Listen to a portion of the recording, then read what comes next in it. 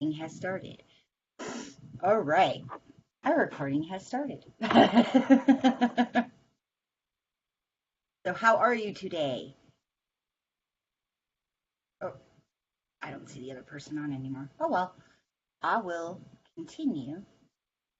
And this might go about an hour. So, if you don't have time to listen to it now, don't worry about it. This is not dependent on the homework at all.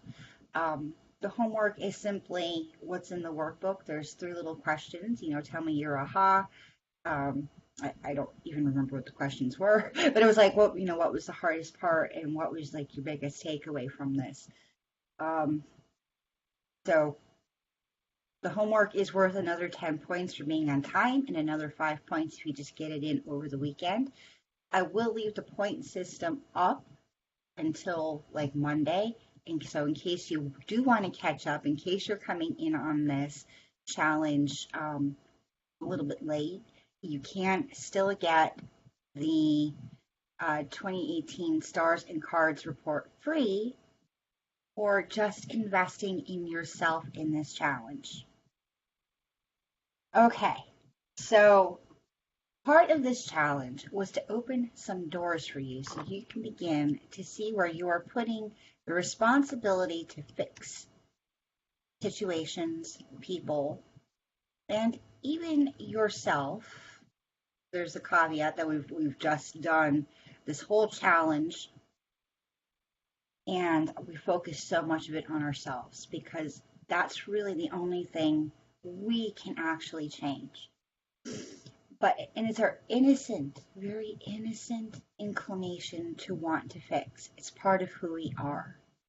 So I try to tread very carefully with some of the questions so I'm not triggering into people's ideas of how fucked up they are, but how messed up, how hurt, how broken they are.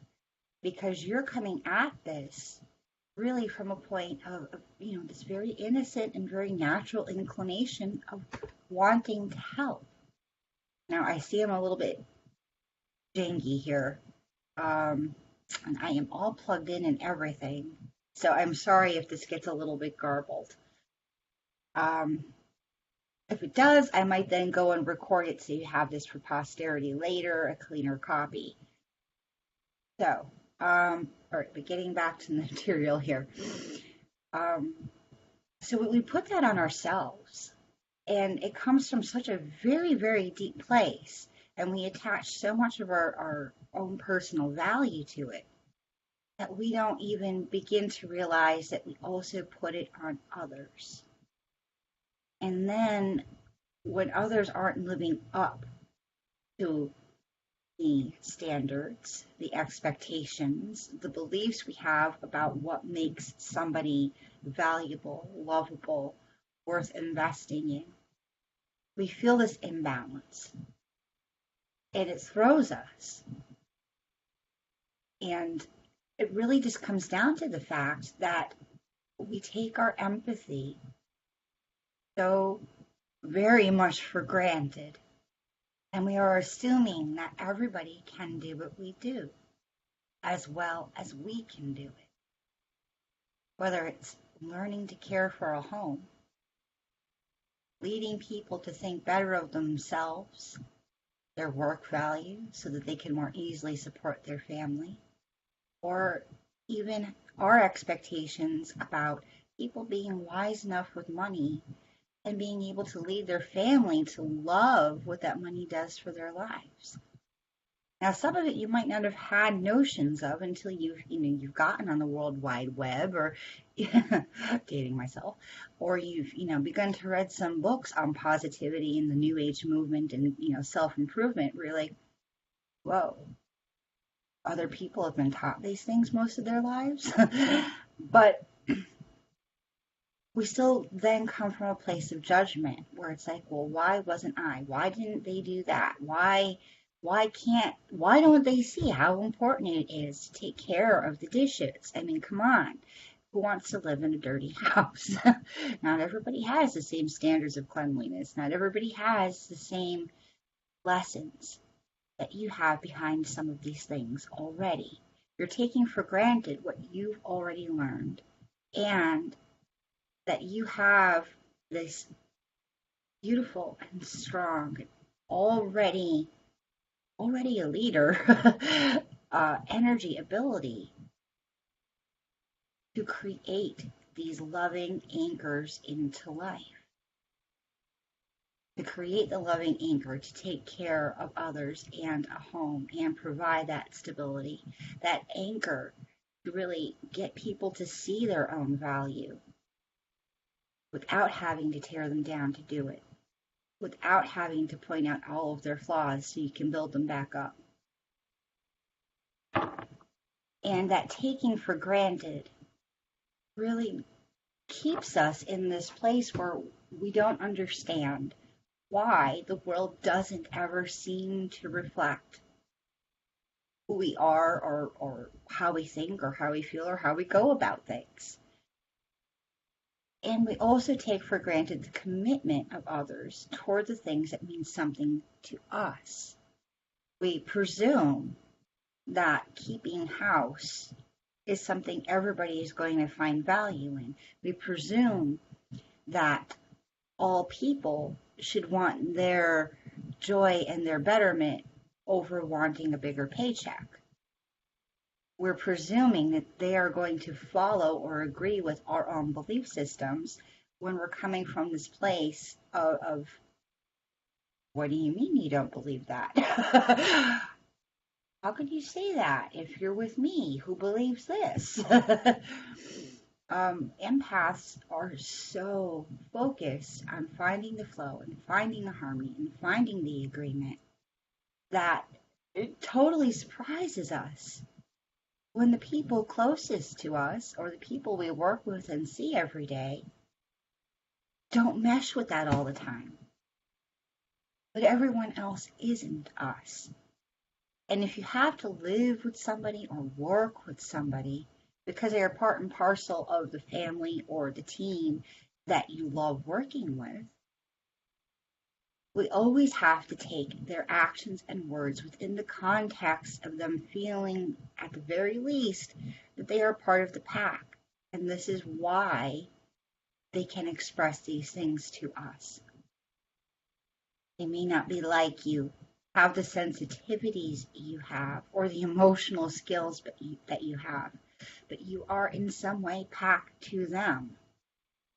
And you have to understand your place in their pack. We can't always directly lead. Sometimes it's just going to step on everybody's toes, or sometimes you're with a group that might not get the finer, deeper points of where you're coming from. But we can learn to play a supporting role in our packs, even if we don't like how things are going. And that doesn't mean we have to sacrifice anything, because how we do this and how we play that role really is completely up to you. It's completely up to how you want to invest your energy, where you feel your boundaries are with this. And it also comes down to simply how you wish to express your loving support at this time. And sometimes we have to lead ourselves through that more than we have to lead others out of their own stuff. And there are things we will always have to lead ourselves through, because we are the ones that carry the sense of importance about a particular thing, about a particular belief, a particular value. We are strong enough, it is our destiny in a sense, to anchor that belief and that energy in this here and now. Those things that are important to us, we have been growing with all of our lives already. We have already learned some deeper lessons around it. We see the value in it because we've probably spent most of our lives pulling and working with that energy already. The energy of wanting to build a home, the energy of wanting to build somebody up instead of tearing them down. And we can't force those lessons on others. They have their own things that they're supposed to be anchoring in this world. And it might not have anything to do with what we would like to see. And that being said, sometimes they are so wounded that they're never going to get to the place where they are clear enough to express their message, to express the things that they are here to do, at least not in the immediate. So part of understanding about how to work with PAC and how to really negotiate that without compromising your beliefs and your ability to self-care through stressful times is this a timing issue? How long how long is there a time in which this thing has to be done, has to be decided? Um, but then stop, take a deep breath, and then ask yourself, how long did it take you to realize that your mom was right about something? And for some like me, it's taken a good 30 years. And I still reject it sometimes, and I'm still like, but I can never be like that. But the older I get, the more the lessons begin to about what has always been in my life and about what has to come through as a clear channel for me. And it's something that's taken a lifetime. And we can't expect others to just simply come to drop all of the self-harming and harmful to others habits, routines, emotional defense mechanisms, allergic reactions to emotions, emotional states that they've been having for 40 years, 50 years, 60 years. So there's a point where we lead, and there's a point where we say, I simply have to accept you as you are right now, and I have to learn something new about how I can still be me in a place where you're still being you.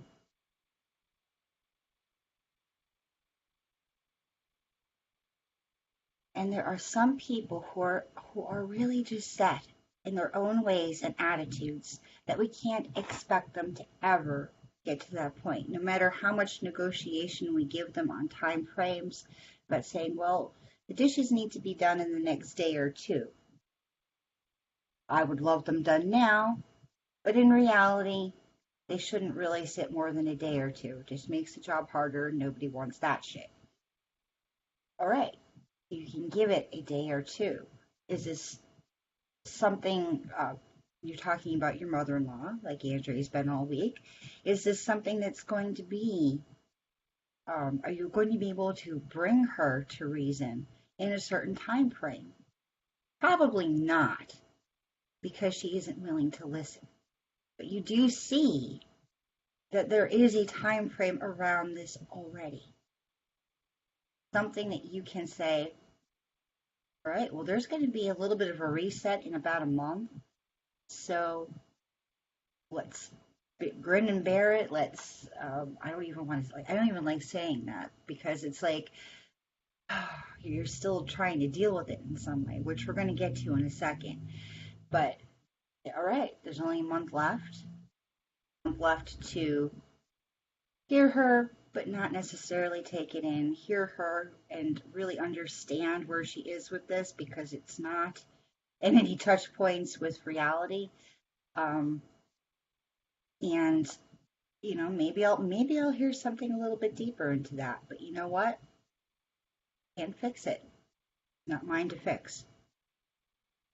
But when you come to the actual acceptance of where they are and not letting that define how you will be or how you will feel or the actions you take, you're going to come to a completely different place with yourself and with them. But the self always comes first, and that's really the most important part. Learning not to play the negativity games that you've been playing with yourself or that others have been trying to get you to play is a big lesson in this. And we can't win these fights with ourselves or with others by fighting. You can't fight darkness with darkness, so to speak. It doesn't work. It only increases the darkness. And here I'm defining as fighting as trying to manipulate them in return, trying to defend ourselves from their every little word or action, trying to fix them, giving them the silent treatment. That's a form of manipulation. Giving up or delaying our efforts to do something until we feel more whole, more ready.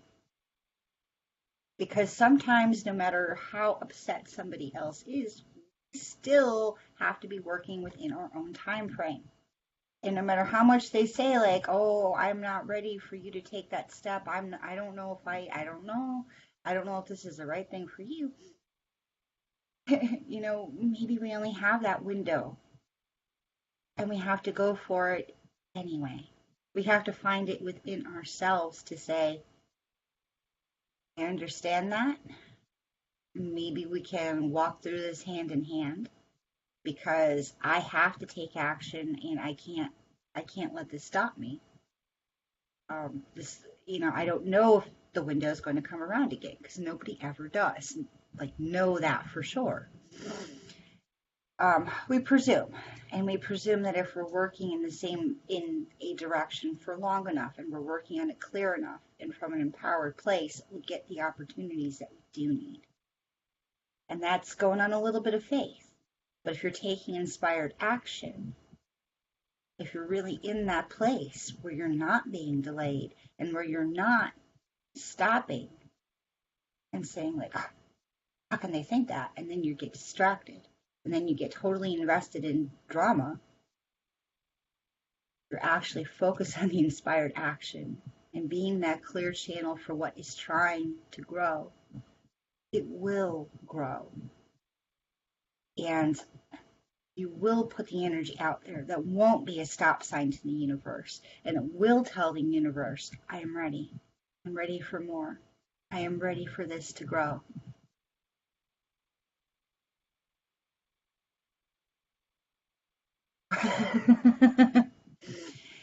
And when I say you can't fight something, I know that might leave you like, but then what can I do?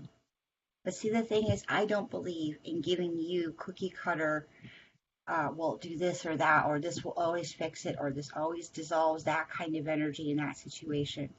I don't believe in that because I believe that we will come toward the understanding of these kinds of things by ourselves more organically. And it's going to be a hell of a lot more responsive and healing when we get to the place where we can tune into that moment and say,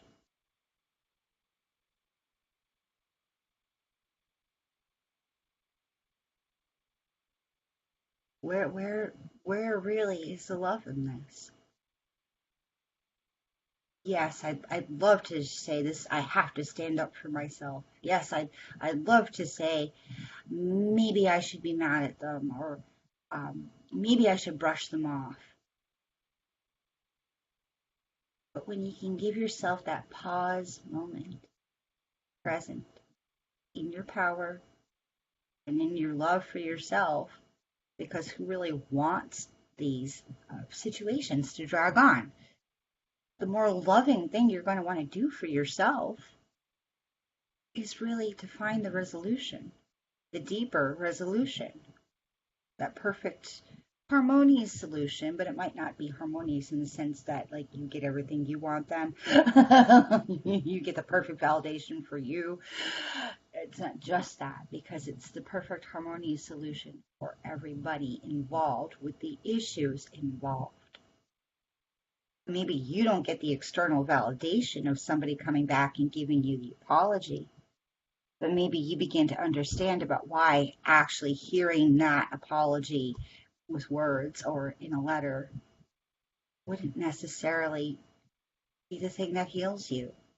And you understand what's actually going to heal you.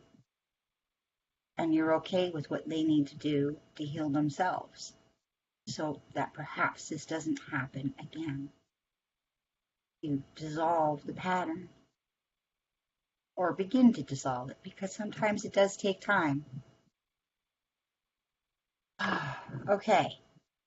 And this whole thing is coming from a place in me because just to go into my story just a little bit here, I had a bastard of an ex-husband. I have a bastard of an ex-husband. Yes, that's all judgy. But, 12 years leaves an impression on you. 12 years of going through this stuff leaves an impression on you. So I left the marriage 12 years ago, 13 years ago probably now, because of abuse and alcoholism. I left to save everybody's life. Um, Not just my life, not just my daughter's life, but his life too, because I learned that I was a fighter and not a runner. But he was and is not a person who can simply let go. I was able to let go. I was able to heal. I was able to move on.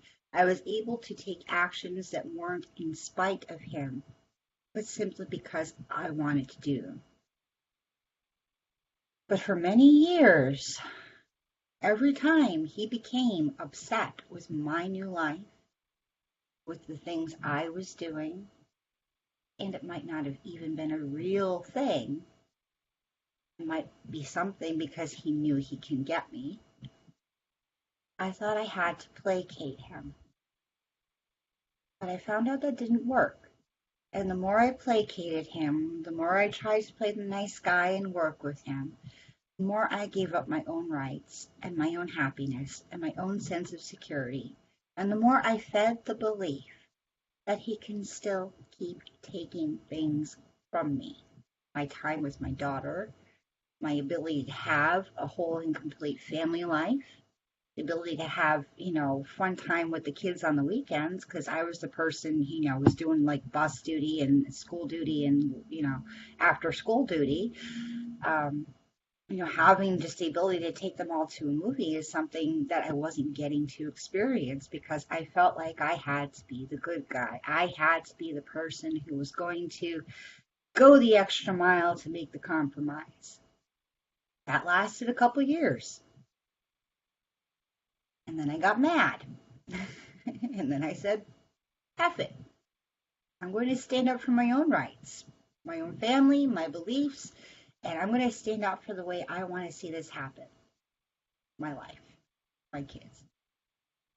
Well, there was change, and then my relationship with my ex. This didn't end the negativity cycle either, because I was always then in defense mode, always looking for a new way to have to protect myself and my family from this person who just wouldn't ever be happy. I was always wondering and focused on what he was going to do next. What kind of stratagem then do I need to, say to him? How can I stop this from happening with, the right kind of wording in the documents from the lawyers? And for as much as I said I didn't care, I had said F it, I was forcing myself to care more, to give his game all of my attention and all my energy. And it depleted me. Depleted me to the point where I had nothing left to give. I was living in constant anxiety. I was having panic attacks. I couldn't drive in the car anymore because I was afraid of losing control and crashing because I was having panic attacks. And this was like, it was a constant situation.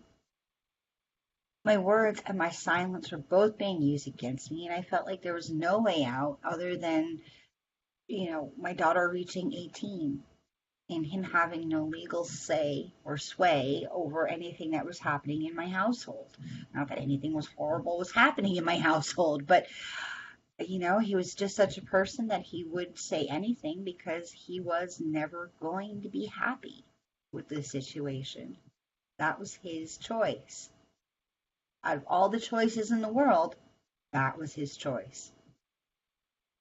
And I couldn't fight it. I couldn't manipulate him out of it. I couldn't stand up for myself against it. I had to accept. that that was his choice. So if fighting didn't work, and placating didn't work, if holding my ground really didn't work to keep that sense of depletion, that sense of loss, that sense of, oh my God, another round of chaos is happening again. I had to find a whole other way of dealing and healing and growing because I was out of ideas, out of energy, out of my mind, and out of my health. And the answer came, but it didn't come the way the answer to the, it didn't come as the answer to the problem that I was so focused on. I was so stuck in my own past and my own hurt and my own, oh my God, I can't believe this is happening over and over and over again to me, that I couldn't see where I was going wrong. I just couldn't see it. I was so stuck in the story of why this fight was important that I didn't see how the fight wasn't important at all. And as you might expect, my daughter ended up needing a lot of healing from this battle that had been going on since she was a baby. And I knew that no matter how depleted and scared I had felt, I had to change my game. I had to change the way I was experiencing this whole situation. I now had 1,000 appointments with therapists, state children welfare people, lawyers, and police, and I needed to be present with them. I needed to be able to really hear them. I needed to be not freaked out. I needed to be in my center and able to make powerful choices and not just run away and not just hide and not just crash in a blubbering ball of, oh my godness. And I needed to be a lifeline for my daughter. And I couldn't go into this begrudging all the time and energy and horrible emotional feelings this was bringing up in me. And I couldn't stay focused on my pure and strong defenses that I had built up over all those years. I needed to be open to a new solution. I needed to be open to what these people were trying to tell me about my own situation with them. And the past battle no longer mattered. It mattered only in the sense that the officials had to know some of the situation so they knew how to deal with, what they had to deal with.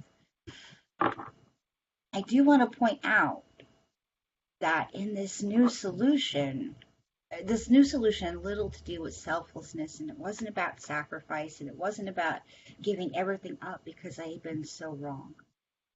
It had more to do with me being able to meet this new world in a place open to healing, a place open to being of service, of being transparent or of being really transparent about where I was and what I was going through, so that my energy matched my actions, and so that people can then see where my integrity in this would lie.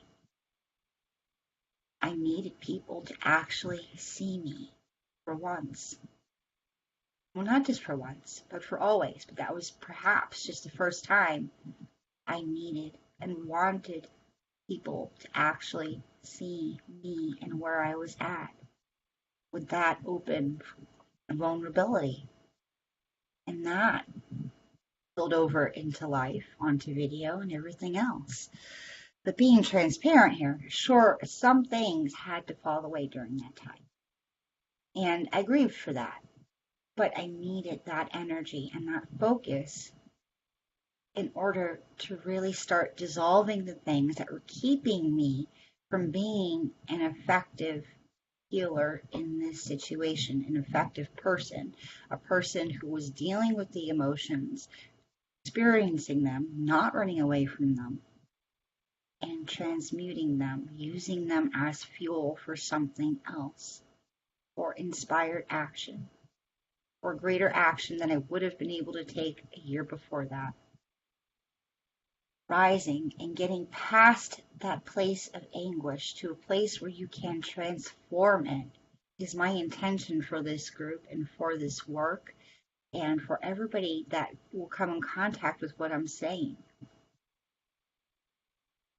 But through that, I learned the deeper lesson of owning one's negativity, is really owning one's truth and owning the truth that you are upholding and how that works in all those, and how that works holistically in your life. So that those root beliefs, those things that are holding you in place, those are the things that need healing the most. It's not necessarily the little patterns. It's not necessarily the little knee-jerk reactions. You're never really going to get away from knee-jerk reactions. I mean, they are what they are. They're part of instinct. They're part of our shielding mechanism. They are part of our defense mechanism that the body has in it. We're going to have knee-jerk reactions. But we have to come to the place where we see the knee-jerk reaction and we know it doesn't actually mean anything beyond the initial feel. Oh, that surprised me. Oh, you don't believe that. I took that for granted. And the other thing I want to point out here is that harmony doesn't always come from agreement and peacekeeping.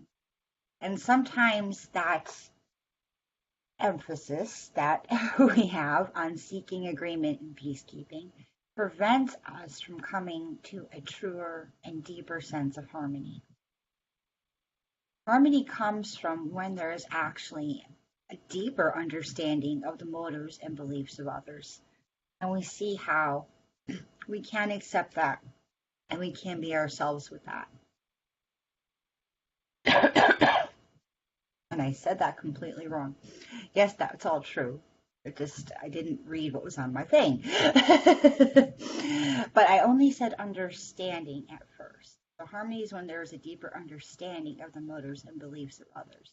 So I didn't say acceptance to begin with. I added that because I knew where this talk was going.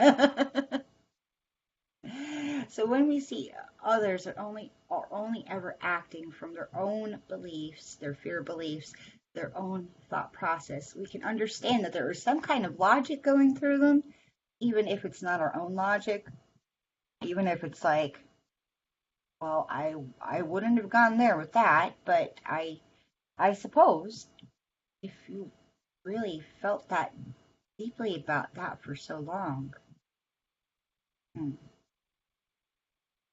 we don't have to believe that what they say, truth, like truth with a capital T, like divine truth.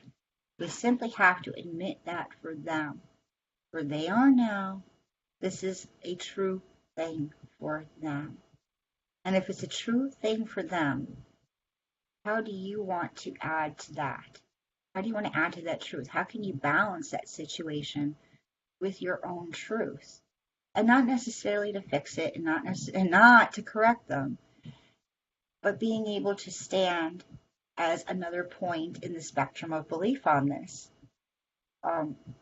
Because what it comes down to is their decisions and their beliefs are just as valid as yours. And when we really hold on to this idea of, how can they think that? How can they be that way? How can they ever believe that was true? Well, haven't lived where they've lived. As an empath, we're coming from this point of rejection, and we feel like we have to do something about that rejection because, in a sense, if they're rejecting us because they don't believe what we believe, then we have, sometimes the pattern is we have to reject them before they really reject us, or now we have to run away, or now we have to back down, or now I have to stand up and tell you my opinion about it. But the thing is, they're all opinions, and in the sea of opinions, we're only ever going to really deeply identify with our own opinions. So if our mother-in-laws, yes, Andrea, are always up in our faces about the worthiness of our chosen career, if there is on some level of belief behind her words that work does not need to be satisfying, that work is the only form of compensation for service that's worthy, that money is the only thing that matters when it comes to deciding what to do for work. There's even this belief that feeling good about yourself should only come from outward accomplishment. and that the internal feelings of goodness, okayness, or security aren't real things. Even if she's kind of contradicting that herself by, trying to make herself feel better by controlling the situation. Things you see versus the things other people don't see about themselves. You do it too. There could be loads of generational beliefs behind this, like the beliefs from the Depression era, like any job is a good job because it will put food on your table. Or maybe even some family beliefs where, perhaps she's saying, like, my father put his feelings before his income and we were always poor and unhappy.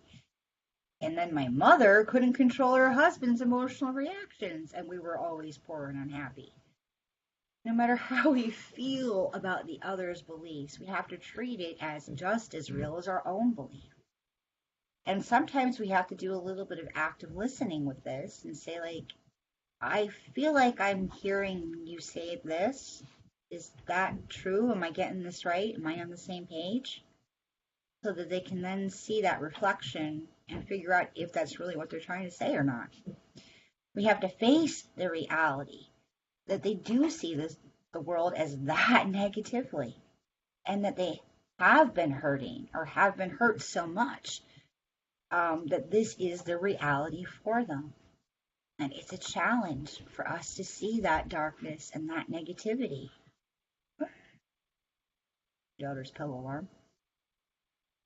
And it's a challenge to admit that that darkness still has so much hold in the lives of people we know and care about and love.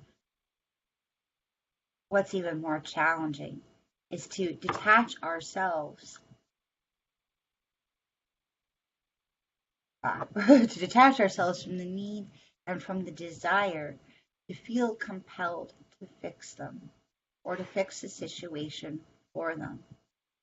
Detach ourselves from the idea that their belief is even a problem. And I think it's wrong for us to assume that that problem has any depth beyond perhaps they didn't understand that you wanted something done immediately, or that you had been looking up to them for so long. It now feels almost like double betrayal that they're picking on you so harshly, that they're trying to point out your faults so directly. We don't know necessarily at first what level the actual problem is at. It might just be a problem of saying, I really need the dishes done before we go to bed tonight so I don't have to, feel all rushed in the morning. Not saying that's going to completely fix your problem, because like I said before, I don't like that kind of advice giving necessarily in these situations. You have to know you have to figure out, you have to feel into, you have to get a little guidance on what's going to allow people to understand where you're coming from. Perhaps it's more clarity in your communication. Perhaps it's learning to do the dishes together right after dinner, not letting anybody go off and do something else, but turn on the music and have everybody dance to putting away the dishes and, filling the dishwasher before they get invested in something else. Like, this is something you're going to have to feel out on your own. You're going to have to search for that resonance of saying, like, I think I can get them on board with that. Because you've then stopped seeing the issue as a problem, and you've begun to see it more as how can I bring more love? How can I bring more resonance? How can I fill my need and also fill their needs up? How can we make this an us thing rather than a me against you thing? In Andrea's situation, I wouldn't say that. And at least in the situation she brought out for this particular challenge. There is a space where we can see their hurt and know it is not ours, and it is not ours to necessarily deal with, to fix. And it's not even ours to believe that it's a problem. And it's not ours to react to either. We see where they aren't even really talking to us or about us when they get in their own emotional reaction, allergic reaction space. They are reacting to something that probably happened in their past or something that happened, sometime during the week that upset them. And they are talking to their idea of the problem that they see. Even if they are outright calling us lazy, inferring we are liars, being that direct, trying to pull us into their own internal war. And we cannot fight it because it is their reality. We cannot defy it in the sense of rebelling against it or railing against it because they need to be proven wrong. It is their reality in that moment. And they have spent years collecting evidence to support those beliefs, just like you did about your own beliefs. We also had to acknowledge inadvertently, sorry, but not sorry, we, or the situations in general, have brought them to the edge of their comfort zone. Something in us, something that's reflecting in them, has brought them to the point where they feel like they have to react to something. And if we are having the emotional reaction to the situation, we are at that point too. Getting out of our comfort zone, not in a supported, growing way. And we're going to be knee-jerk reaction to knee-jerk reaction to knee-jerk reaction. But this is why I don't believe in the cookie cutter solutions. Because when you can come to that place where you are holding space for yourself, holding space for the highest intention of this interaction to come through, and we're not talking about doing something that takes years of work. Coming into the present moment is just simply that. It is simply saying, I'm connected to the light. Let me reset. I know what you said was pretty crappy. At least I felt it was pretty crappy. But you seem to think these weird things, and I need to know if that's actually true or if that's only because you're upset. That clarity of being able to say what we don't know about the situation, of being able to not to A, snap out of the emotional reaction, but also B, see a little bit deeper and being able to come to that own truth of saying, like, I think I see this, and being able to talk into it. That can do a lot toward diffusing, diffusing the negative situation as it's happening. And if you want more information on that, you can learn more about active listening, because that will really teach you some skill sets that are really appropriate to being able to kind of hit that pause button. And so you can find that clarity, and so you can start pulling in different information. And when we come to that state of seeing our patterns and their patterns, we can then begin to choose to react differently from that deeper, that more authentic, that more tuned into the actual energy of the situation place. So that the solution is actually hitting the root cause and not just two knee-jerk reactions bouncing off each other. And being in that state keeps you from falling into the more unhealthy empathic patterns where you are so absorbed in the feels of the situation that you feel like you have to fight against it, reject it,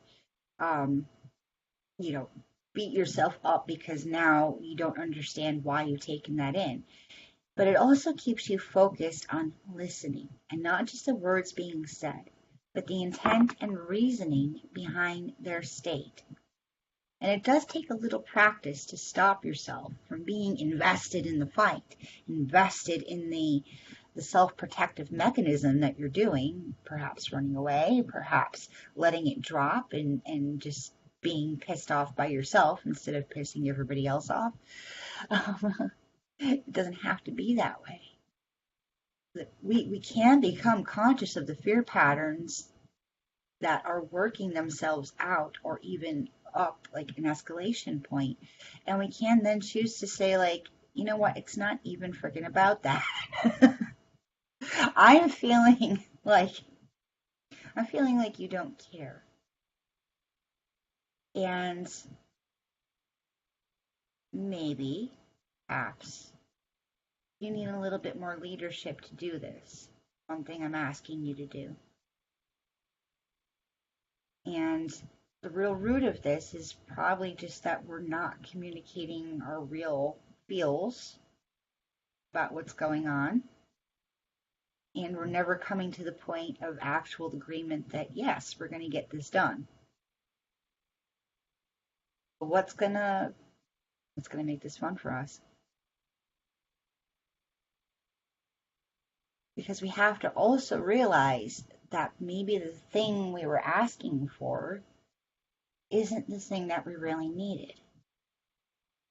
If we are feeling neglected and lonely in a sense because nobody stopped to help us, maybe the answer isn't them getting up and doing it all by themselves, but maybe it's increasing the energy around the community in the home, community of getting things done together. We tend to see those core desired feelings, those energetic keys that I talk about in dream casting, as things that are so very personal to us because we're living in our little bubble and because we're used to seeing things our own way and being in our own world.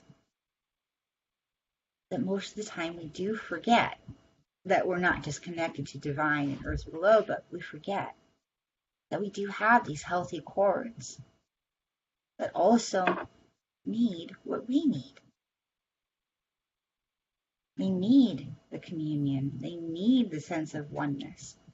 And yes, I am talking a little bit toward, Emily and her home situation right now, but this applies to a lot of different things. I wouldn't say it necessarily applies to Andrea and her mother-in-law. I would really watch her and see where she is with the rest of other things, Andrea, because this might not be a pattern that's about you or your work or even her current concerns. This might be a pattern of like a health pattern developing that everybody needs to kind of keep an eye on. But I know we've talked about that before. But when we get into that point, when we come to center and we're getting guidance in those stressful situations, in those stressful moments, we're going to understand in a much shorter amount of time, like we're not going to have to like spend the next week journaling about it, that those feelings, the knee-jerk reactions, don't actually hold any water or answers. And you're going to be able to start opening up to the larger want, the larger desire, find that deeper healing. Now you owe it to yourself to stop the self-abuse. Give yourself permission to feel better and to develop the boundaries and practices you need to keep yourself growing and in a loving place with yourself and others. And it doesn't just come from affirmations. It doesn't just come from journaling or meditating or crystals, but it comes from learning how to use those tools in a deeper way. Actually begin digging into the deep and solid path work behind being an empath and intuitive so that you know how to use the tools to create real and deep and authentic healing transformation in your life so that that pattern becomes a good addiction because it's going to feel good. It's going to feel good to put away that sense of loneliness and being unsupported while you're invoking something bigger, like, say, perhaps community, actual community, learning to flip the switch and lead your family to do something together rather than letting everybody go their own ways and wondering why you feel lonely. So it comes from learning how to use those tools in that deeper way, because you might have had insights before. You might have been able to pull some stuff out, and you've seen yourself and you're like, oh, maybe I nagged them too much, or maybe I could work a little harder. It's not that you're not trying to change. It's that you're letting ego and fear drive that change. And it's time to stop. Time to come back into your wholeness in this present moment and know you are okay. You are secure, and you are valuable, and you are worthy. And do this. Time to be fierce and sensitive. And how I like to help people get there is through the Fiercely Sensitive Coaching Package. It's a good 3 months of work, and it is something you have to be ready for. So if you don't know if you're ready for it, if you have any questions or doubts, please feel free to stop and send me a message so we can talk about whether you are ready for this work or not, because it is intense and it is life changing. But it starts with a 30-minute introduction session where we're going to get some goals out. We're going to get a sense of where you are and what is coming up to be dissolved at that point. Because not every block, not every emotional wound is going to be ready to heal at any point. They do have their own timing, their own place, their own flows. So we'll see where you are, and we'll set some intentions around that. And then we're going to have a soul attunement session, which is worth $100. I sell these sessions for $100, plain old off the bat. It's a 90-minute healing session, and it does involve some coaching.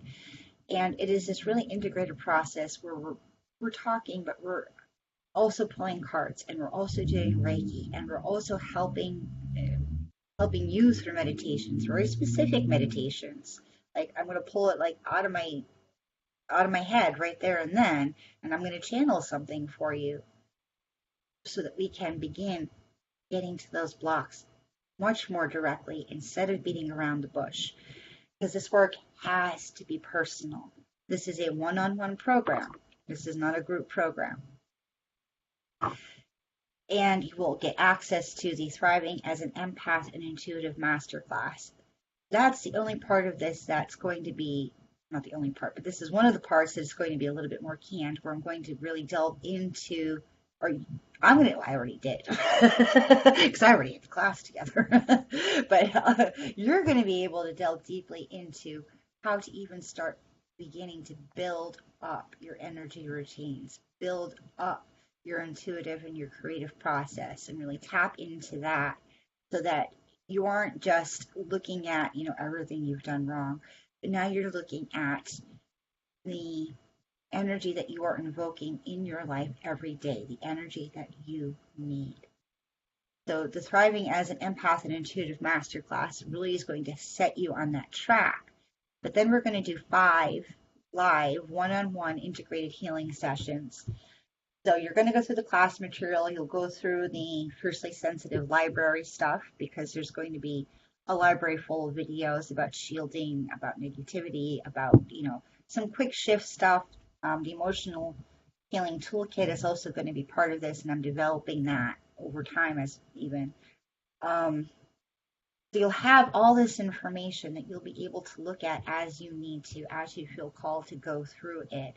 And then we will be able to have 5 sessions where we're going to dive deeply into where you're at with that and really help you come to clarity and make that up-leveled shift, that breakthrough moment that you need. And then you're going to have all those other sessions. Presuming it all happens in one session. But you're going to have other sessions in which we can then also talk about support, about actually living the breakthrough now that you've gotten there. Because a lot of times it's one thing to get the clarity of, like, oh my God, I can't believe I've been doing this all this time, to what is the better solution? What is the better choice in this? I can see how it could be this, and I can see how it could be that. But maybe it's something completely altogether. You know, being able to being able to have the breakthrough is one thing, but being then able to have the support so that you aren't the only one holding space for that clarity come through more as you need it and in a timely fashion. It's not something you're always able to do alone right after the breakthrough. So you're going to have 5 sessions, and this will span out over 3 months, where we can really not just focus on the breakthrough, but what that means for your actually daily living. And this, it will be all about you and all about where you are with these breakthroughs and the material that's provided with this course. And of course, there's going to be some homework and some integration practices to help you shift to center more quickly, keep you expanding your light, and keep you coming to clarity about whether you're in fear or whether you're in love. Making your choices that quick and that simple so that you can continue to be in flow and you're not getting hung up like you used to. And you're also going to get 3 months of email and private Facebook support. So we can chat over Facebook at any point. You can send me emails if it's over the weekend, and just will be able to stay in contact. You can drop questions. You can say, oh my God, I had this insight and I just had to share it with somebody. I want to be there for you like that. And of course, you're going to get lifetime access to the Fiercely Sensitive Library, because this is something I'm just starting to build now. And for right now, I'm shooting it for it being over 10 hours of video content and meditations and tools, including the emotional healing toolkit, because I really want to develop that as its own thing. And I'm going to charge like $30 just for that set of resources. But all together with the Fiercely Sensitive program, with the healing, with the soul attunement and the 5 sessions and all of the content, the 1 class and the Fiercely Sensitive library, I'm giving all of you like a $200 discount to really get in deep and really get a shift that is going to be more valuable than really any price tag is going to get you. And I don't, if that sounds sleazy to you, I just want you to stop and really think about it. If you don't do something about shifting your relationship with your empathy and your sensitivities, if you don't do something, or if you can't, or even if you try and do it by yourself, how much longer are you going to have to go through the patterns where you're self-abusing, where you're beating yourself up over things that, just with the right support, with the right guide, be able to shift through so very quickly? How could your life change? You can just knock some of this stuff out of the park, out of your energy field as a pervasive thing. How much clearer would you feel? How much more relief would you feel? You owe this to yourself. But if you're interested, please chat me up. I only open like 5 spots at a time when I do run this, because it's such deep work, because I really want to give it my all here in supporting those 5 people as they go through this Fiercely Sensitive program. But chat with me, and I'm going to drop the link here if you want to take a look at the deets. It's only, oops, I don't even have that. How if I actually grab the link? But it is only $4.99 right now, and the price will go up. I don't know when. So I've been sitting here this week wondering how I'm going to get a webinar out, and I think I want the price to go up after the webinars. So it'll go up like the first or second week in March. At this point, it'll go up to its full value of $6.99. If you want the early bird pricing of $4.99, I will take payment plans and do even like $166 over 3 months, whatever actually works for you. Just let me know. Let me know if this is what you want, and we'll try and find a way to make it work for you. Because you owe it to yourself. I know I said that before, but there aren't any better words. Owe it to yourself to be okay, to know that you are okay, to know that negativity is really just a shift you need to make in you. You can be okay with the world and rise. Rise in your love and in your light. Power. All right, I will be on, not on live, but I will be on in the group later to announce who got the 2018 Look Ahead readings. So I will drop the link so I can then be able to pin it to the top, because you can only do that when you're on live.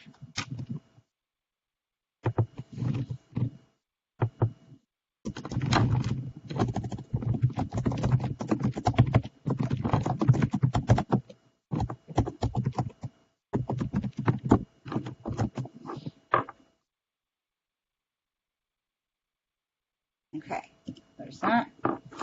And I will check the quality of this in the actual Facebook group, because it looked like I was hung up for most of this. This is why I record these things. So I do have a clean copy I can give you. Great. Love.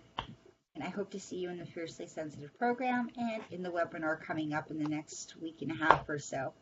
All right. Have fun. Have a great weekend. And don't forget, you have until Monday to do the homework, and you can still, win called the 2018 Stars and Cards Report, a $15 report with monthly workbooks with the current astrological information in them for free, just by doing and finishing the homework by Monday. All right. I love you even more. Bye-bye.